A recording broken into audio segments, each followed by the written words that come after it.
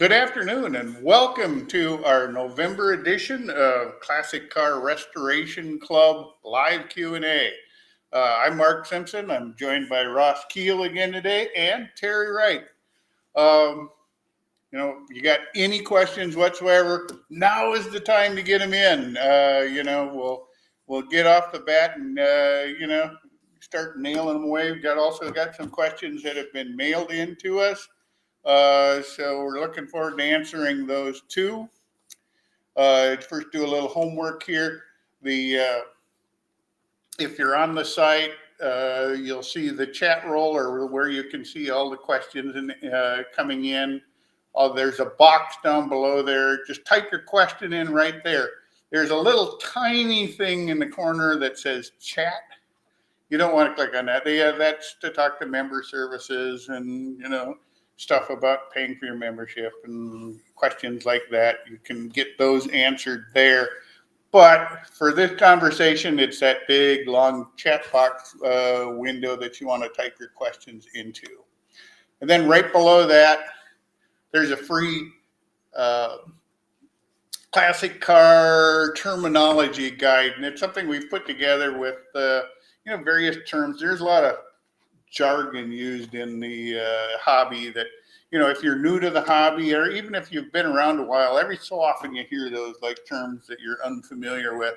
So it's kind of a cool guide, kind of helps you with some of the jargon. As always, if you find, if you see something that maybe should be in there, feel free to, let us know, and it's a sort of a living document and we can add to it at any time. With that, we're going to get started. It's fall, late fall. We're getting real close to what they call it. Yeah, up here in Minnesota, we've had like a nice warm fall so far. So great. Ross is still driving his Chevelle around, trying to prove a point. One last day. Tomorrow is not going to be. He's still trying to prove a point to us. The fact that he's still driving his car in November in Minnesota tells you it's been a pretty good year up here so far. Yeah, it has.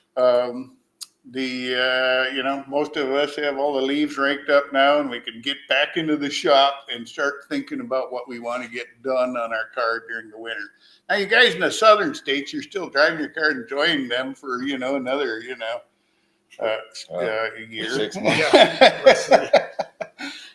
So we envy you, but at least we get up here we get this nice break to actually work on, fix everything that we wanted to work on last year, but we were too busy. Fix the things that broke in the summer. Yes, or from enjoying them too much. And some of us break things more than others. Hey, it's one of the days. Yeah. All right, we're going to get started. We got a question that came in from a fellow member. He writes, I want to replace the condenser in the compressor on my classic Car 8 AC system. It's currently charged. Should I go to a shop and get my AC system discharged before I remove all the hoses and replace the parts? Well, if you can't rent the stuff legally, legally, legally, especially if it's R12. Yeah, and you're money ahead if they can recover the R12 out of it and then recharge it. Even if you're not going to have them recharge it at that time or whatever, they can still. It's the right thing to do is to have the system back it out, purged, and not just cut the hose or open up the hose and let it. There was a time in the 70s where nobody thought twice about it. It was very common to just crack it and walk away. Crack it and let it go, and then come back to it when it was drained out. Now it's just too expensive. Now, especially on R12. What's it running? About $50-$60 a pound nowadays? Yeah, it's not cheap. And although prices kind of finally stabilized on that, just because a lot of people have done a 134A conversion on a lot of the older R12 stuff. Always a good idea to consider that, just for the sake of maintenance expense and everything else. You don't want to, have a leak and suddenly have a couple $100 worth of Freon just Yeah. go up in thin air. It's not as cold though. Not to mention the environmental factors there too. Let's see. Oh, I think we got Kim has typed in that she says Happy Thanksgiving. Well, Happy Thanksgiving, Kim. Thank you for joining us. So yeah, the right thing to do is to have it purged. Yep. Yeah, and I think that's pretty common sense nowadays. So I would encourage, always think about stuff like that, keeping and we know that finding Freon can be a real hassle, especially some of the R12 stuff. Kevin asks, he's got a 1928 Hudson coupe, two-door, with a wood roof. He needs to know how to replace the roof, perimeter included. That's a good question. The 1928 Hudson has, most cars of that era, that wasn't that long before that. Cars were built, there weren't no cars, there were just carriages. So a lot of the early cars were built like carriages because that's what they were familiar with building. So they used a lot of the carriage technology. So there was a lot of wood built into them. The metal was in a lot of the early cars was merely fascia, a decoration on top of the wood structure. All the real structure of the car was built out of wood, and that's the way a lot of carriages were built in those times. And the process, I'm not 100% familiar with the 1928 Super 6 Hudson roof. I've never replaced one for a Hudson. I imagine it's like every other 20s and 30s car I've ever worked on, where it's a wood subframe and then there's canvas stretched over the top of it, and then the canvas is then sealed with in some cars they use almost like a tar-like substance, and others they use sort of like a heavy paint kind of substance that was brushed onto the canvas, and then that would make it water repellent. And in fact, that's the way a lot of airplanes of the era were built, with canvas and a wood structure for years like that also. You can use, like, for airplanes, a lot of times, the old canvas airplanes, they used a product called airplane dope. And I know dope got a bad name somewhere along the line, but it was just sort of a waterproof sealant that you would put on canvas. So it would neither let water in, and then it would, especially important on an aircraft where you don't want, your wings to be taking in moisture, especially when you're up in the air. So there are things you can put on the canvas. There, later on, Model A, some of the Ford, some of the big cars and stuff use what they call the Cobra green, and it was sort of a material where they didn't have to seal it anymore, but it was sort of a rubberized coating attached to a canvas, and then that was stretched over the wood structure to create sort of, and that it eliminated the need for coating it several times. And Fords especially were big about trying to streamline production processes, and they were notorious for finding things that would make them be able to build cars faster.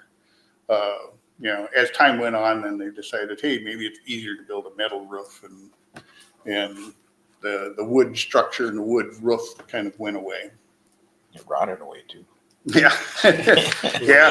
Well, recently we had a 1929 Model A, or not Model A, but a 1929 Chevy two-door that was, at a glance, it was like a very solid, complete car. But as we worked on it, none of the wood structure was any good. So Yeah. even though the shell of the car looked very nice, all of the wood needed to be completely replaced, and Like a that, tin you know, can. and that's essentially the structure of those cars. So yes, Kevin, it is there. Are a lot of products available to seal up the roof. The biggest thing is to get all the wood good, perfect, the way it starts. And a lot of that wood, there used to be years ago, there used to be a lot of interest in the early 30s, 20s, and early 30s cars. Not as much as there used to be. There's still a few companies out there that are offering wood kits for some of the early cars. But it more and more, a lot of those companies have a dwindling demand, so they're not doing it anymore. In which case, then, you know, you're forced to become a woodworker or know a really good woodworker carpenter. to, you know, assemble the whole car and remake all the parts. Or if you're a hot rodder, then a lot of those guys want to just convert everything over to steel, and they'll replace all the substructure with steel. Okay, next up, I have a question coming in from Rich. I've rebuilt the entire drivetrain of my 65 Chevy Sport Van, except for the rear end, 65 rear end. I put a new wheel bearings in it, but have done nothing to the differential aside from changing the lube. I hear a whine, and I figure it's coming from the passenger seat. Well, that's your wife. No, I hear a whine. I figure it's coming from the rear end. Is rebuilding it something that should be done by a professional? Yes, unless you're willing to learn how to rebuild a rear axle. It's not a complicated process to rebuild a rear end. You do have to spend a little bit of time learning something new, dealing with dealing with lash, dealing with clearances, dealing with setting your pinion to ring gear. So sometimes there's especially on a Chevrolet, where you can shim your pinion gear in and out some to affect where it tracks on your ring gear. So there are some things that you need to learn if you just want to get it done once and don't really want to know how to do it. You're probably better off. There's probably a good rear axle repair shop in most decent sized town. Yeah, and if you're going to reset it up, you might as well just buy all new everything, bearings. Oh yeah, yeah. Rather than try to guess it's just bearings or something else, it's a good opportunity to look at your gear ratios and everything else, and usually check your gears for wear. I'm not going to say you have to replace your gears, but it'd be a good opportunity to check your gears for wear. If there's noticeable wear, then it's probably a good time to replace them anyway. Yeah, I'm in the same situation as you, Rich. I haven't touched my rear end of my car, and at certain speeds I do get this howl, growl. It was just, I don't know if it's harmonics or what, but you let off the gas, give it gas, it goes away and shows up, and it's very possible that's where it's at. Replace my wheel outer bearings, but nothing else in fluid. For me, I think when I do it, I'm going to give it to somebody that knows what they're doing instead of learning it to do it one time in my life. We'll see about that, but I don't know. I guess it all depends if you want to learn and play with it. I would search for somebody that knows what they're doing, that you can trust, maybe get some recommendations from somebody. But because carriers all the bearings need to be pressed on, and then you shim them, and there's a lot involved. As far as micrometer and magnetic, and setting your backlash, and then painting the gears. My brother's really good at it. Yeah, it's like I say.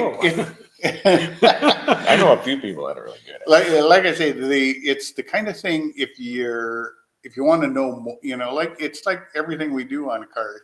Yeah, is it going to be cheaper to do it yourself? Yes. Is there a pretty good sized learning curve going into it? Yeah, you know, kind of rear axle setup, maybe not as hard as like rebuilding an automatic transmission. But I know guys that do both. Guys that aren't afraid to completely tear down a automatic transmission in their garage. Where I look at it and go, that's beyond what my learning curve, and I don't have all the equipment to test it and clean it and do everything I need to do it and specialized wrenches and everything else. And I don't need to rebuild one often enough to make the investment in all the tools I'm going to need. And I guess maybe that's part, you know, I have some of the tools that I need to do rear end stuff. I can check rear end stuff. I can check, you know, I can do set bearing lash on a Mopar rear end. I can do some of that stuff, but I can't, you know, as far as tearing into a GM third member, that's, you know, more than what I've done, but it's not outside of the range of what stuff I could do. So I guess it comes down to you. Do you want to learn it or not? And I guess, is that a third member we're in? 65? Well, 65, I don't. They unbolt from the front and be Yeah, easier I to don't take know that if, apart. I don't know if 65 was still the front removal. 64 was, but that's on a pallet. Yeah. So, And this is, sport van. So yeah, it might be still front, what's he got? have a front removable carrier. I'm not sure. We're not sure, Rich, on that, if it's a removable carrier or not on some of the later GM, like 12 bolts and 10 bolts, the whole carrier was part of the rear end housing. So you had to actually service and set up. You couldn't service and set it up on the bench kind of thing. You had to do it under the car. Looks like he's chimed in again with he's got the gears he wants to change. I want to change the gear ratio. This would be the time to do it. Currently has a 373, which is fairly steep. Yeah. But he does have an overdrive transmission.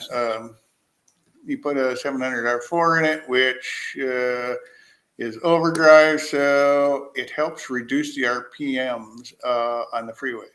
But it's still, it's still pretty high. Yeah, my 35, I'm running 350s with a similar transmission, and doesn't have much torque on the freeway. But you'll be still winding it out with 373. Well, I don't know. It should be within the realm of things. I could put in a more common 336 gear and get real low RPMs. What would that help with the torque? Yes. The 700 R4 is a nice low first gear, so that would help with the low end, but very peppy. Normally it depends what you want it for. 373 is like a very common gear in the half-ton trucks with that same transmission. But nowadays they've kind of, it's hard to find a 373 gear in a half-ton pickup anymore because they're pushing the gas mileage stuff so hard.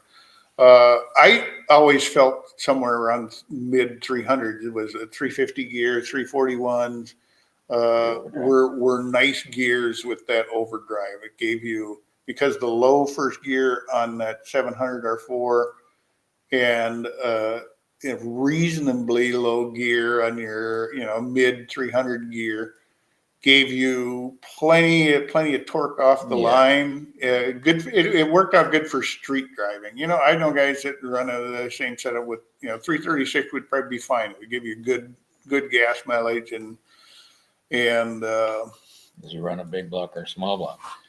Be a difference too. Yeah. Well, yeah. Inline 6. It is inline 6. I think so.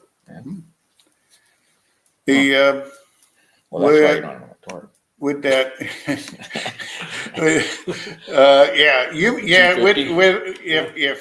if if the vehicle is inline six, I can see you want to be 336. I wouldn't go steeper than that. I think you're good. Definitely you'd be happy to get rid of the 373s and actually not be pushing your I don't engine know. I mean, you that hard. might be lugging the motor then on the highway. No, Your not a RPMs are chance. going to drop down quite a ways on the freeway. If you're running that Yeah. overdrive with a 330 something gear, you're going to be down there. No, you're not. You'd be, yeah, no, you should be fine. 330s? Hell, there's cars around 300, Well, right, but 291s. Yeah, less than that. I got 291s in that 57 over there. it's got a 3-speed automatic. Yeah. Yeah. And I'm not going to, I can beat a Chevelle off the line. All right. Thank you, Rich. Hopefully, amongst all that meandering, that you got an answer that you can work with. You'd say it was pretty simple. Yeah, he did pipe in with it was a straight six. He's got all winter. He's got nice weather. He can do it on his driveway all winter long. There you go. Yeah. He Yeah, doesn't wouldn't have the that be winter. nice? You can blow to tear it apart. And All right. Gary writes in, basically asking for our thoughts on subframe connectors on a Chevy 2. Bolt in or weld in, worth the effort. what's the goal? If it depends. What I would say is it needed on a most stock Chevy 2s? Probably not. If your performance driving, if you've added a ton of horsepower or doing performance driving, there are benefits to it. I've never seen any. Years ago, we did an article for a magazine on testing frame rigidity in a unibody car, and it was a Camaro, where we tested. First, we put in a full set of bolt in, and we tested how far we could jack up one corner, and before the other wheel would come off the ground, and mainly looking for how much rigidity we could actually add into the structure of the car. And this would be common for most unibody cars, virtually all Mopars, all the F bodies, all the Mustangs, and a lot of cars that use the whole unibody structure. So yeah, what we found was that bolt-ins, for the most part, of the bolt-ins we tested more than one bolt-in kit from different manufacturers. And overall, the opinion was that none of them really offered significant improvement over stock. But the weld-ins made a lot of difference. And just because even bolted in as many places and everything else, there was still always just enough flex in the systems that were out there. And some of them we tested were just, while they were relatively inexpensive, they proved to be more decorative than functional. So my recommendation, if you're bone stock, stick with what you have. You're not really doing anything to your car. If you're gonna performance drive your car, or if you've added a lot of horsepower, you want to add some more rigidity to the body, it will make a difference.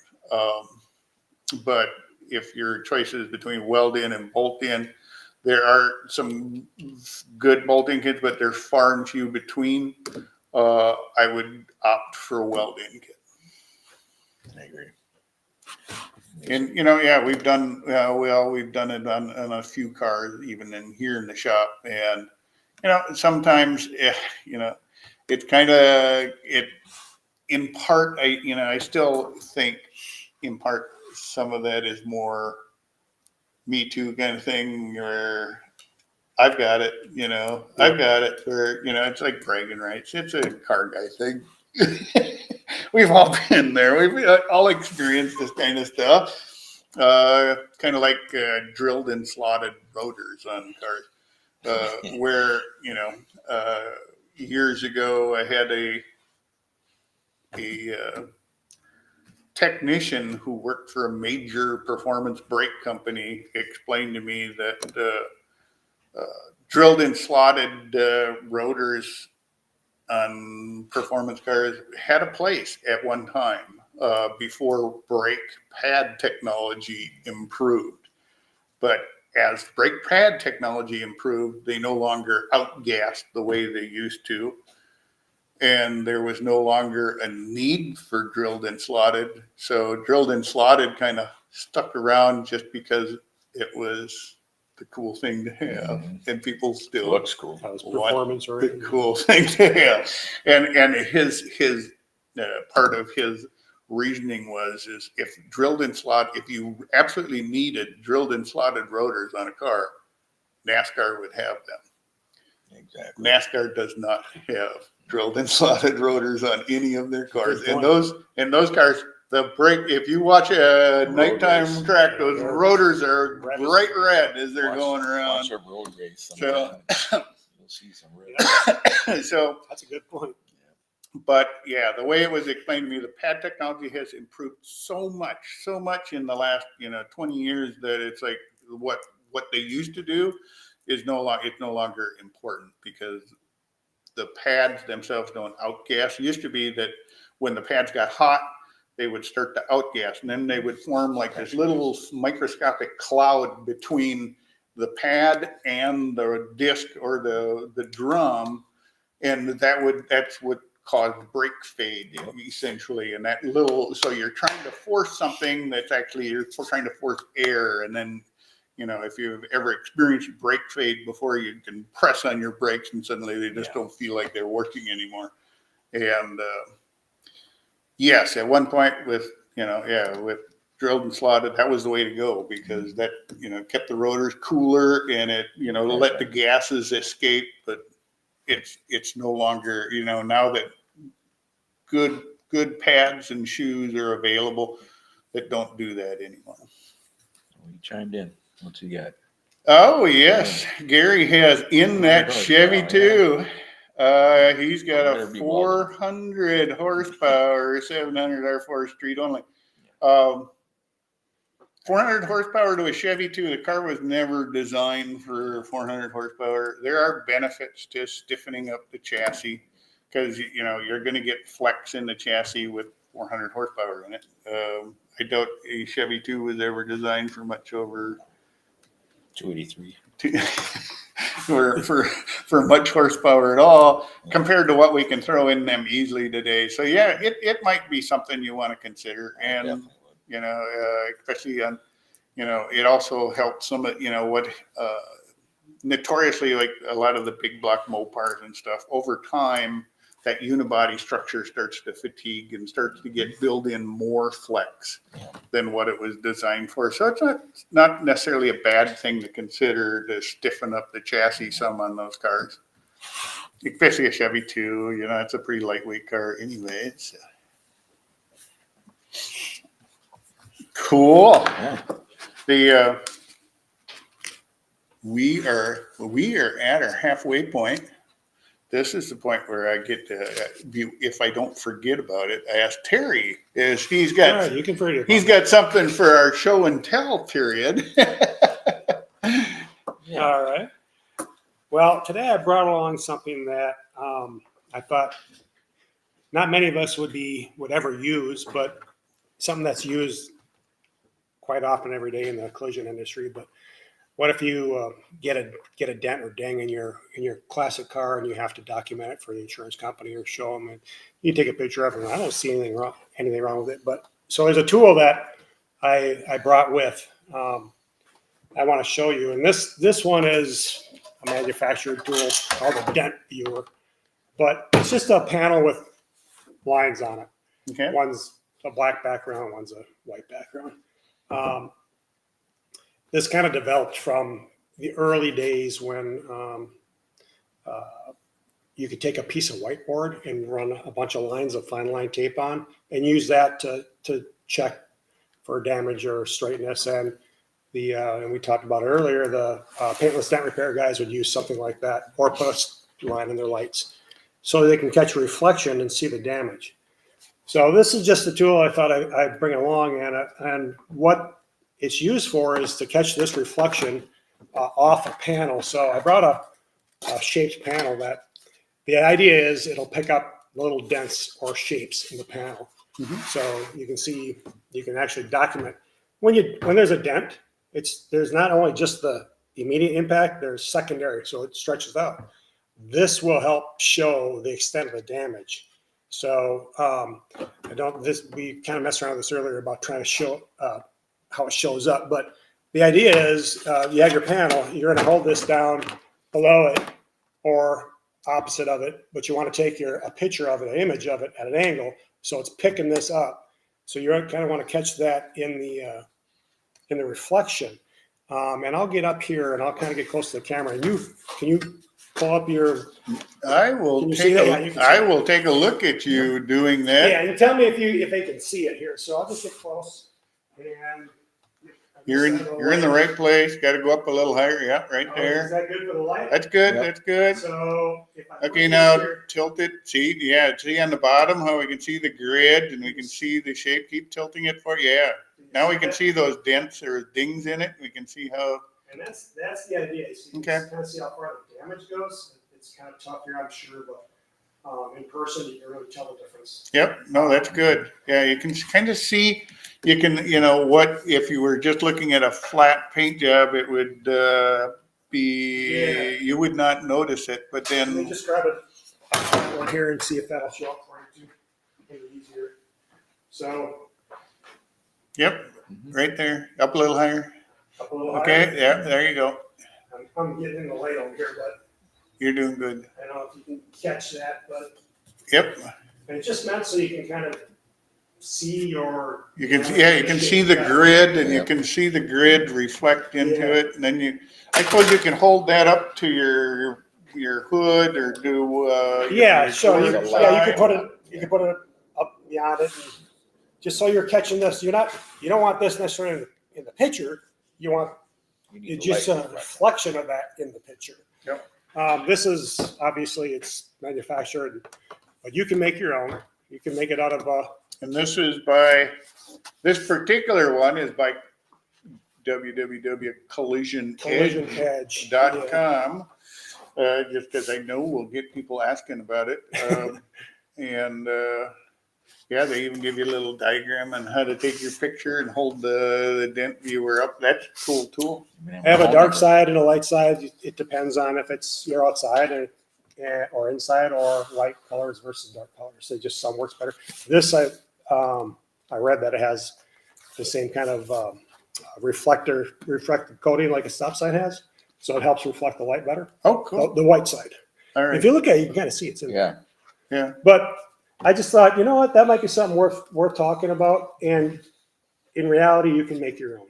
And and if you've ever watched the PDR guy, they've got the lights with the little stripes on them, and they're like they're moving that stuff. And I think they even have things similar to that where they're holding cards and stuff where they're trying to see every minute reflection. I've seen them just holding those and mark. Yeah, for sure. And they'll use something like this for documentation because they have to photo document all the damage too. I mean, other than you can go and take a auto writer and put a bunch of circles over a car and not tell it's even dented. Hold this up there and for sure you'll see it light right up, and for hail especially. But so it's just something you could do.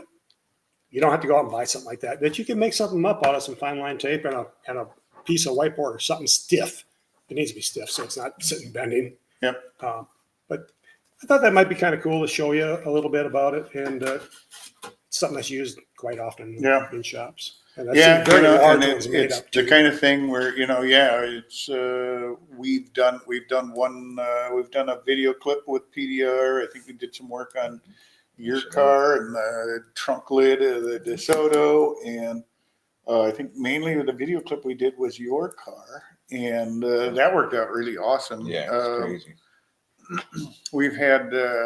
I'm continually amazed at that technology and how the tools exist to get into the strangest places, and how they've developed a process to remove them from, virtually any car, even some of the old classics and A stuff. little tougher on the older cars, a little thicker gauge metal, The obviously. thicker the metal gets, the harder it is. Mhm.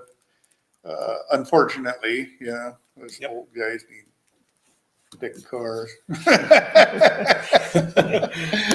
But no, I think it's a cool tool. Or like you said, it's the kind of thing, you could make, for the home guy, you could probably make one with a little bit of time.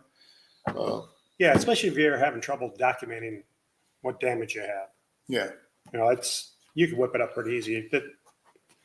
You don't have to go buy one, even though these are probably very inexpensive. I don't know how much, but still. Yeah. Yep. There goes, Terry's making a little money on the side here. I make no money. I make nothing. Okay. This was not sponsored by, It wasn't. what was By Collision Edge. it? Collision www.collisionedge.com. have a phone number there. No phone number. Oh, there is a phone number. There's a phone number. Yeah, we're not going to give that. Yeah, you could probably go online and find out all about it. Okay, Rich has a follow-up here. He writes, he says, if I may ask another related question, when I'm going uphill on a freeway, I often can keep it over 55. I can't keep it over 55 miles, even if I shift from overdrive into drive. I put in a HI distributor from a junkyard. Could the torque problem be improved by changes to the weights, from the distributor? We just had a question about that. I replaced the little plastic bushings on the weights, but that's it. You have to check your full advance timing. Rich, give me a little bit more background on your straight six engine. I think, what is it, 230 or 65? 265? Is it tight? Has it been rebuilt in its history, or is it still the original motor? If I remember correctly, it's been rebuilt. It has. Mm-hmm.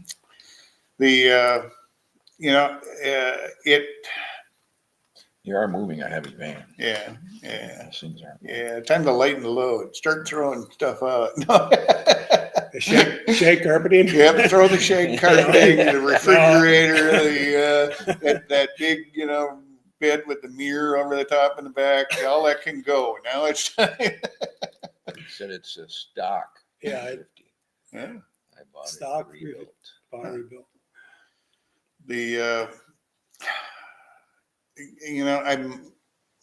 Could it be distributor? I suppose. I'm not going to put the blame there, though. I'm going uphill on the freeway, so he's pretty much, and he's got he's got higher gears. What? How do we come out of this? For some reason, it just kicked me out of our chat log here. It's a technical difficulties here. We'll just we'll kind of get back into it shortly here. Hopefully, in a second. Here we go. We're back in. We used to improve uphill. At 55, keep it over 55. That's his desire, to keep it over 55. It just could be torque. There's just not enough torque, maybe. 256 can't have. Yeah. It. I have a Cure that does that. Do you?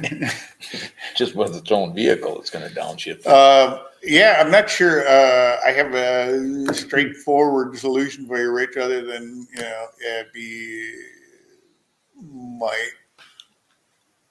I don't think it's all distributor. Maybe.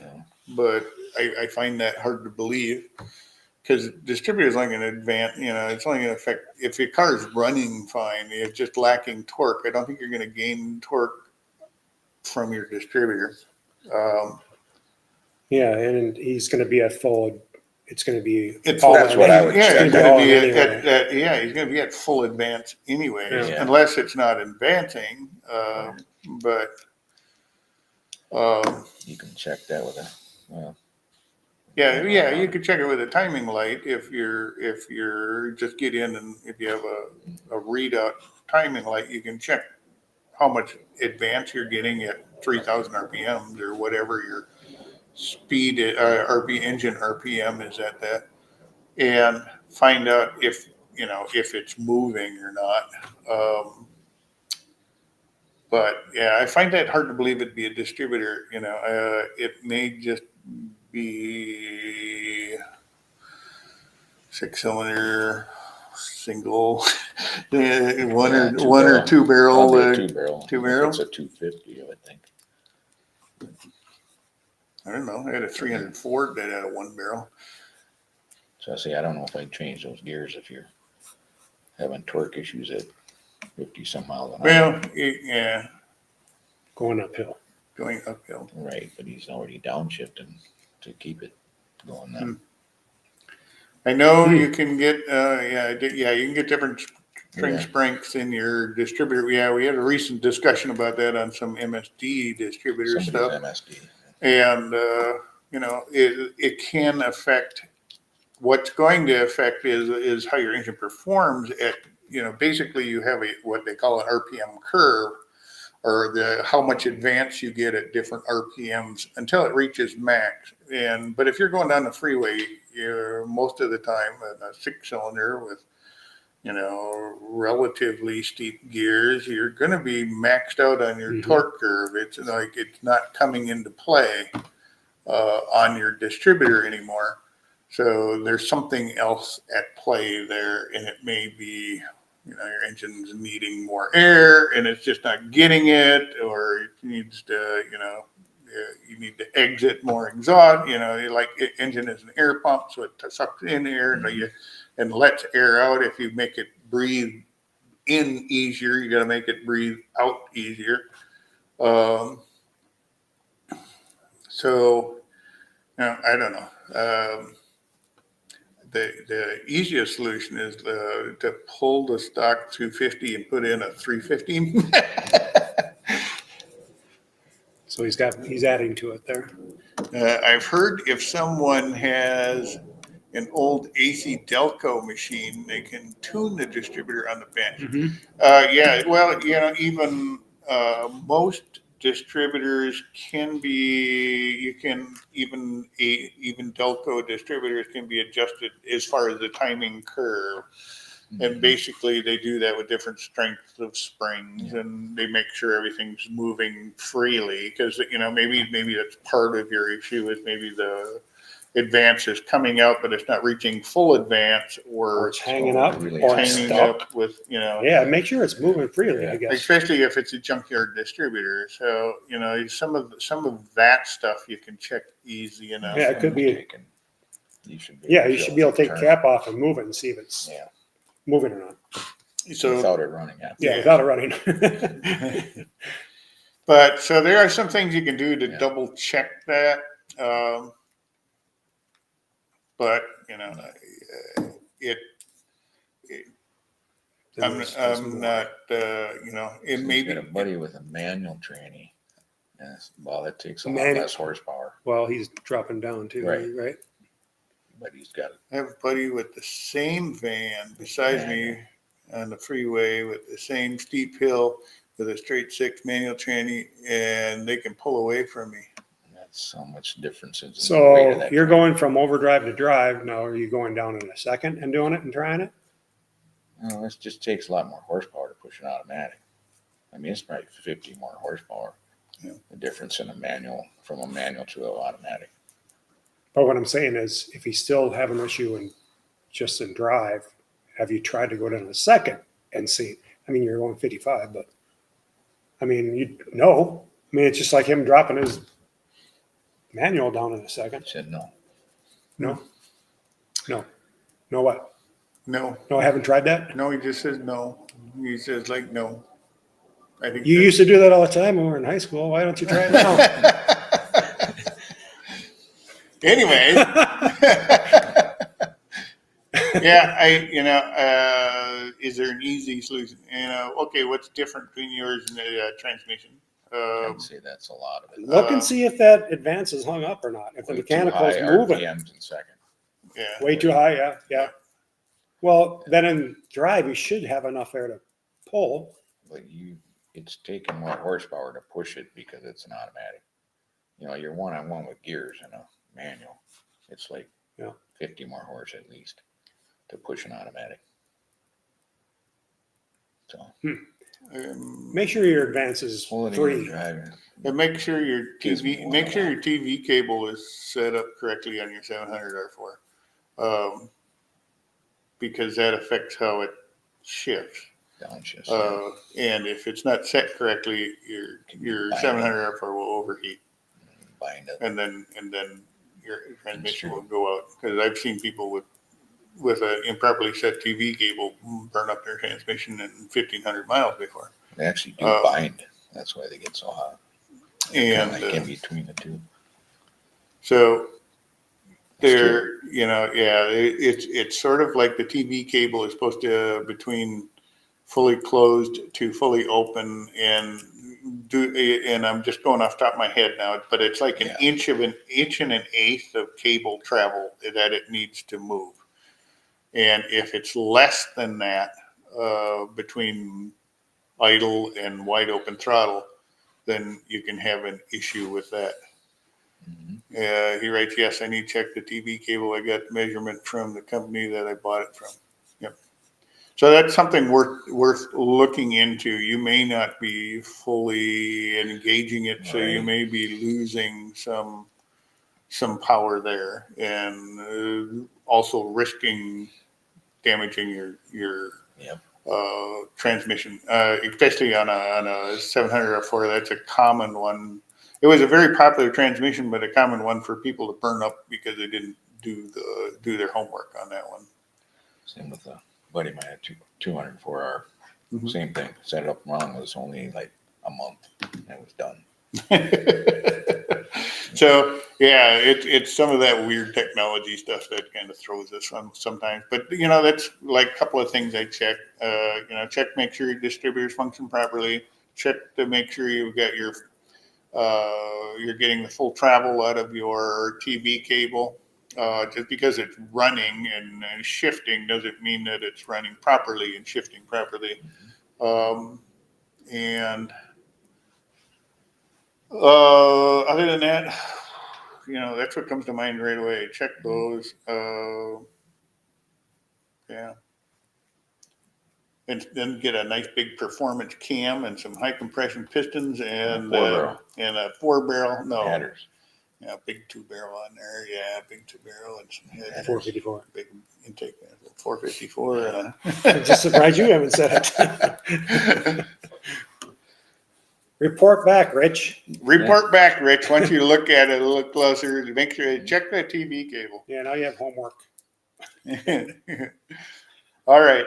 Ray asks, he's got a 67 Olds Cutlass Supreme convertible. The seat color is either parchment or pearl. How do I apply spray paint to my vinyl? I've done that before. You just get some vinyl paint or vinyl dye and clean it really well and use whatever appropriate cleaner they suggest. But surprisingly, the stuff sticks really well. I know a guy who's did his whole headliner and a number of other, and it did his seat belts and seat belts. Yeah, I should use a dye. Soak them so fabric soaks it up. Yeah. My first Firebird, and Rich will remember this. My orange Firebird, Rich, was orange, white vinyl top and black interior. But originally it had white interior. I didn't know it until I took the back seats out. And when they painted the interior, they didn't take the back seat out. And the back of it still had a strip of white on it and blood. And blood. So they painted it because they were covering something up. Wow. And that, I couldn't get it off. But I used to paint in a dealership when we get like armrest covers or any interior parts that were soft vinyl. It was rare to be able to get them color coded or the proper color. So we'd have to paint them. And we'd have paint formulas for the different colors of interior. They had multiple shades of tans and blues, but I painted those a lot, and it sticks very well. So vinyl, they call it vinyl dye. It's paint, but it works really well. Yeah, we've out on the site. There's a good video on where we actually changed color and painted stuff with vinyl dye. A lot of the aftermarket stuff doesn't come in molded in color anymore. Yeah. While from the factory it may have been molded in color, now they offer it in black. And this is what you're gonna, you are gonna have to. So it's not so unheard of that the aftermarket doesn't even support it. They embrace it. They'll make one dash pad for every car, and it's going to be, most manufacturers, it's going to be black, and you're going to have to go through the process to clean it. I think SEM, I'm not getting paid for anything. SEM works good. SEM makes a lot of products for vinyl dyeing, and they have a cleaner that comes in like a big toothpaste tube, where you can actually put it on. It does a really good job of cleaning all the oils. The big thing is the prep is the big thing, is to do the prep properly, clean it. And I think they suggest using, I can't remember if it was a gray or a red Scotch-Brite pad. So that's still the same practice today with doing any plastic parts in the collision industry. So if it's a hard plastic, it's a scuffing paste. And there's typically a little citrus in there too to help clean it too. But it's gritty. Yep. You don't want to use anything stronger than a gray. So don't use a red because you'll put scratches in the plastic, and they'll pull solvent in or hold solvent. Gray, Scotch-Brite pad gray, kind of thing. White, even and gold. So I always use white because it's very not aggressive at all. Yep. It's just basically something to hold that paste while you're scrubbing and cleaning it. But yeah, you're right. You want to get off the mold release is what you want to get off of, because if that mold release is sitting in the top of plastic, good luck getting anything to stick to it. Yeah. So cleaning part is very important. When I hear about people having problems with stuff they've dyed, it's usually because they didn't clean and prepare it properly. And that's, and if you do that process, the material itself, the spray on, here I usually use the SEM stuff, but there are some other manufacturers out there too. But having dyed lots of things, it's like, oh man.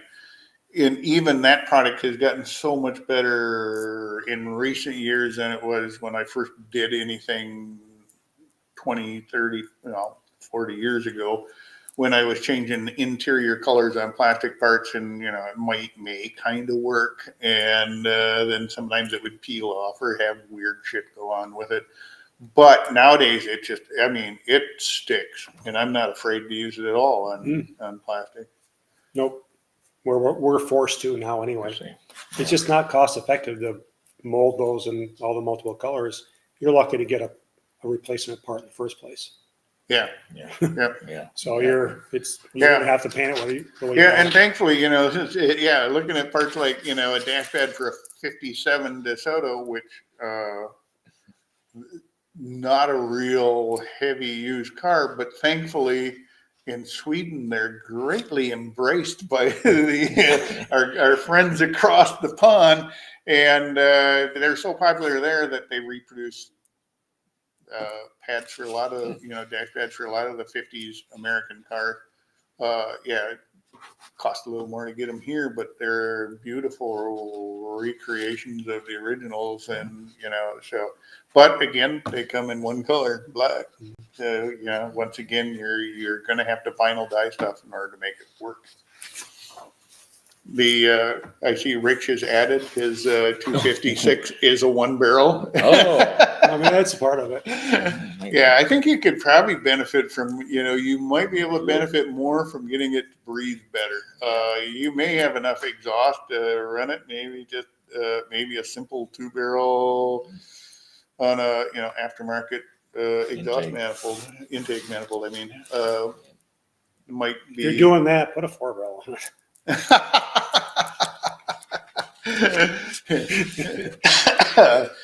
A small 4 barrel. Yeah. Yeah, we don't want you to. They make them. You don't have to Oh, use yeah. the secondaries. I know you do. Yeah. My boat has one. Or, you could go with 3 2s or. I agree with that. Make it look better. Or two barrels, a couple of, Make a see-through doghouse so you can show it off while you're driving it. Oh, that's right. It's underneath. We digress. All right. Yeah. Let's see. There's you got a lot of front end stuff. Hold on. Okay.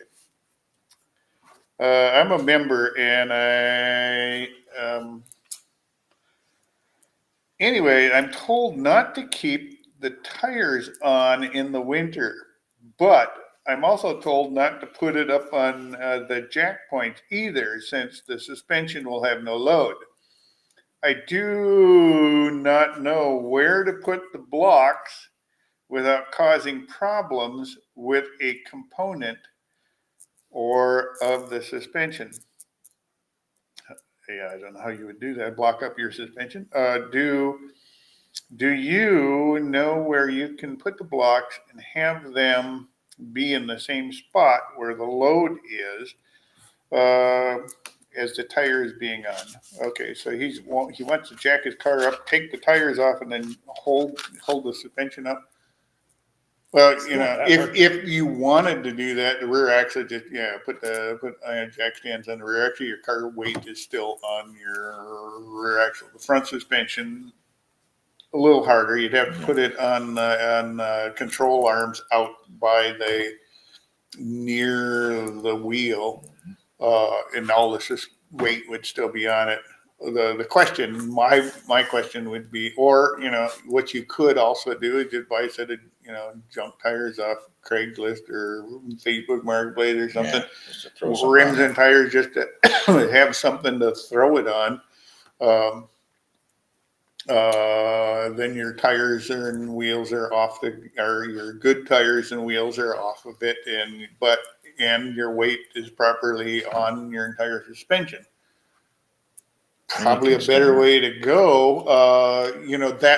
Why I would say that would be a better way to go if for some unknown reason you had to move your car in the middle of the winter. You have tires on it. You got tires on it. You can move it. The car's still mobile. You can still, if your garage catches on fire, you can pull your car out in a hurry. So is the concern flat spot in the tires? Is that what it is? I would think. Yeah. If Not for anymore. even here in Minnesota, I where could see winter for years. pretty much lasts forever. Yes. If you've got radial tires, there's no concern. Because modern radial tires don't flat spot like the old bias plies used to. If you have bias ply tires on your car, it's a good idea to take the weight off of them. Just because then you're going to spend the first month in the year driving on tires that go every time you drive them. But most cars have radials, or they have radials that look like bias plies, but if you do have bias ply tires on them, those are the ones that are notorious for getting flat spotted, not the radials. And I know some guys that will overinflate their tires in the winter just so they don't flat spot and stuff like that. If they have the bias ply tires, there's a number of different thoughts on this. You can leave the tires on and jack your car up too. So if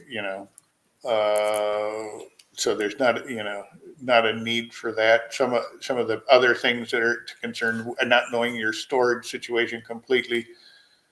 it's a good idea if you're going to be parking in an unheated area to put plastic down, especially under the tires, because the moisture and stuff can help rot the tires or, affect the tires coming up just from the concrete in an unheated area. Here's another option that Sure. I've seen. I don't know a manufacturer or brand, but they're little pads that have a shape or a crescent shape that you actually drive on, and your tires sit on it. So that tires don't actually, there's not flat spot on it at all. Oh. And they're very low profile. You can just drive on and over them. And if you're going to store them for a while, I mean, I've seen that before, and I'd done a little research if I known that before, but there are some out there just made out of plastic. They're only, I don't know, an inch off the ground, but they're concave, so your tire sits round in them. Yeah. And you can, I mean, they're light. You can just throw them anywhere you want. No, that'd be worth looking at. Yeah. I had just thought about that. That would take care of both things with one option. Oh, So there are some options out there. I see once again, we're at the top of the hour, guys. wow. Time has flown by once again. Yeah, it has. Thanks everyone for coming out. I want to thank you for spending your day before Thanksgiving. Yeah. Hopefully you get a chance to, get together with your family and friends over the holiday. And we'll be back here again next month. Before we leave, don't forget there's the classic car terminology guide just down below the chat box here on the website. You can just click on the button. It's a free download. Go ahead and get that, and I think there's some things you'll like in there. Other than that, That's it. that's it. Have Happy you guys got Thanksgiving. anything? Happy Thanksgiving, Happy everyone. Thanksgiving.